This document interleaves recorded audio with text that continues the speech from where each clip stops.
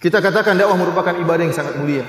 Kenapa? Ya ikhwan, kalau kita renungkan tentang umur kita yang terbatas, dan kita renungkan tentang kemampuan kita yang terbatas, dan kalau kita berpikir ekonomis bagaimana bisa dengan modal sedikit namun mendapatkan keuntungan sebanyak-banyaknya, maka ibadah yang terbaik untuk bisa meraih keuntungan yang sebanyak-banyaknya adalah berdakwah di jalan Allah Subhanahu wa taala.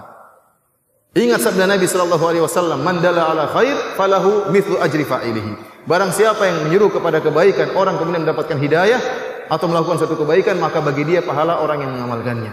Itu bayangkan antum berdakwah dengan internet misalnya, atau antum berdakwah dengan ceramah, atau antum berdakwah dengan menyebarkan tulisan-tulisan atau dengan makalah-makalah. Kemudian ada seorang yang membaca, kemudian dia dapat hidayah, kemudian dia mengamalkan apa yang antum sampaikan dalam tulisan tersebut.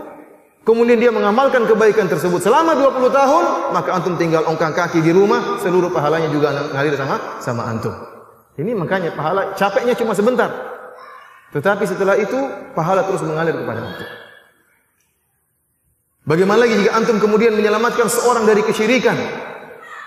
Itu pergi berdakwah di puncak gunung mana atau lembah mana, kemudian ada orang yang terjerumus dalam kesyirikan, percaya kepada jimat-jimat, percaya kepada dukun, kemudian dia sadar, kembali kepada tauhid, maka betapa besar pahala yang akan mengalir kepada antum. Ingat sabda Nabi sallallahu alaihi wasallam tentang keutamaan orang yang bertauhid. Kata Nabi sallallahu alaihi wasallam dalam hadis qudsi, "Ya ibn Adam, law ataitani bi qurabil ardi khataya, thumma laqitani la tusyriku bi syai'a, la ataituka bi qurabiha maghfirah." Kata Allah Subhanahu wa taala, "Wahai anak Adam,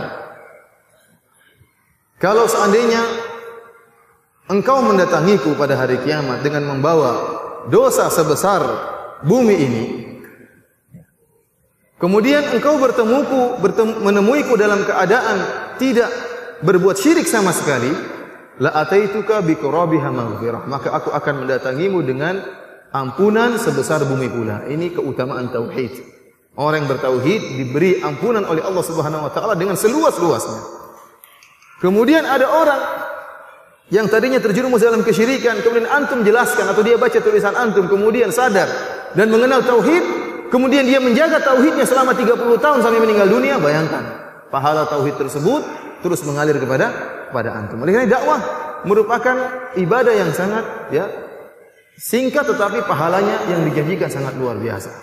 Belum lagi kalau orang tersebut yang antum dakwai dia nyampaikan lagi kepada orang lain, maka terjadilah multi level marketing sebagaimana dikatakan. Pahala terus ngalir sama antum sementara antum sudah meninggal dunia atau dikubur dalam kuburan, pahala terus mengalir kepada antum. Akan tapi tantangannya berat. Karena ganjaran yang dijanjikan kepada seorang yang berdakwah berat, besar ganjarannya, maka tantangannya pun sangat berat.